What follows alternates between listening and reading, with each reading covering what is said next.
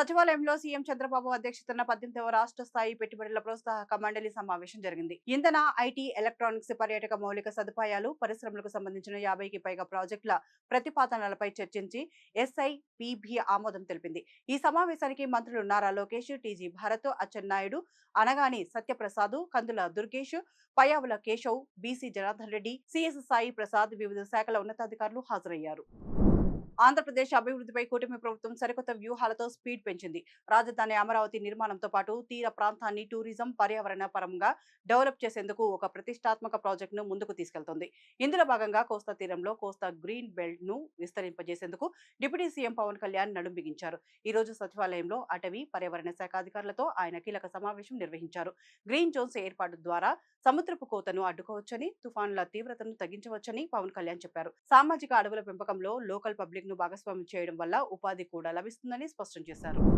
విశాఖ జిల్లా పరవాడ ఫార్మాసిటీలోని Ramky waste management plant లో గురువారం గంజాయిని శాస్త్రీయ పద్ధతిలో దగ్ధం చేశారు.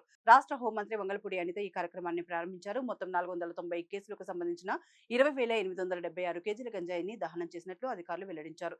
ఈ కార్యక్రమంలో స్థానిక MLA Ramesh Babu, Visakha range IGP Gopinath జెట్టి, ఎస్పీలు తుహిన్ సెహ్నా, అమిత్ బర్దర్, ఇతర ఉన్నతాధికారులు పాల్గొన్నారు.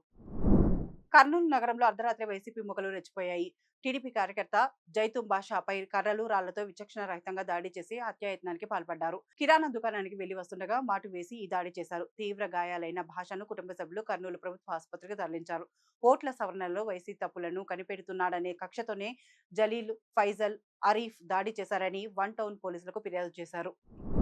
మహిళలకు మర్యాద ఇవ్వని వారికి రాజకీయాల్లో కొనసాగే అర్హత లేదు. కించపరిచే నాయకులను ప్రజలే తరిమి కొడతారని కోవూరు ఎమ్మెల్యే ప్రశాంత్ రెడ్డి హెచ్చరించారు. కోవూరులో బుధవారం జరిగిన కూటమి ప్రభుత్వ విజయోత్సవ సభలో ఆమె మాట్లాడారు. నల్లపరెడ్డి ప్రసన్నకుమార్ రెడ్డి మతిభ్రమించి మాట్లాడుతున్నారని, తన పెళ్లి తర్వాత ఇంటి పేరు మారిన విషయం ఎన్నికల్లోనే బహిరంగంగా చెప్పానని గుర్తు చేశారు.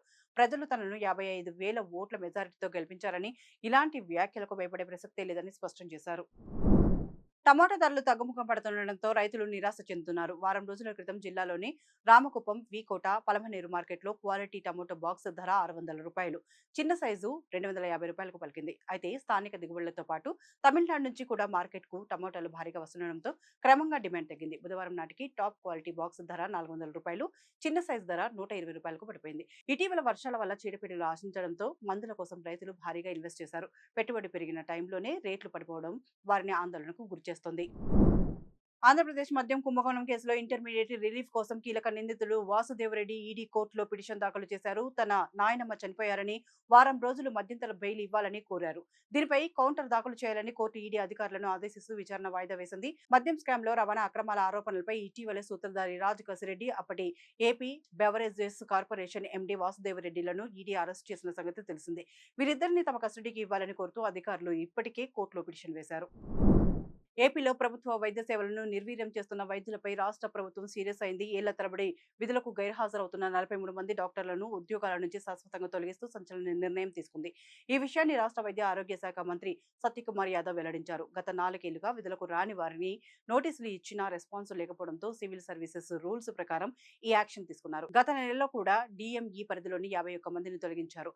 డిఎస్సిహెచ్ పరిధిలో ఇలాగే ఉన్న మరో 118 మందిపై కూడా త్వరలోనే దశలవారీగా చర్యలు తీసుకుంటామని మంత్రి స్పష్టం చేశారు.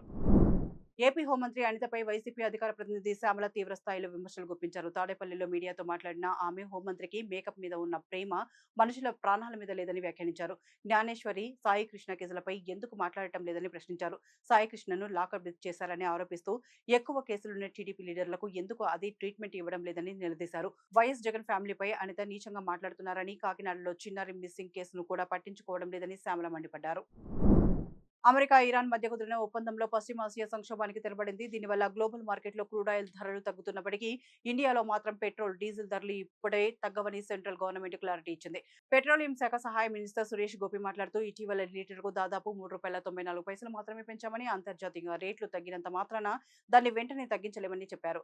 హార్ముజ్ రూటు ఓపెన్ అయినా షిప్పుల రద్దీ వల్ల క్రూడ్ ఆయిల్ రావడానికి ఇంకా టైం పడుతుందన్నారు. చమురు కంపెనీల నష్టాలు, ఎక్సైజ్ డ్యూటీ భారం వల్ల సెంట్రల్ గవర్నమెంట్ 12,000 కోట్ల ఆదాయం కోల్పోయిందని, అందుకే రేట్లను వెంటనే తగ్గించలేమని స్పష్టం చేశారు.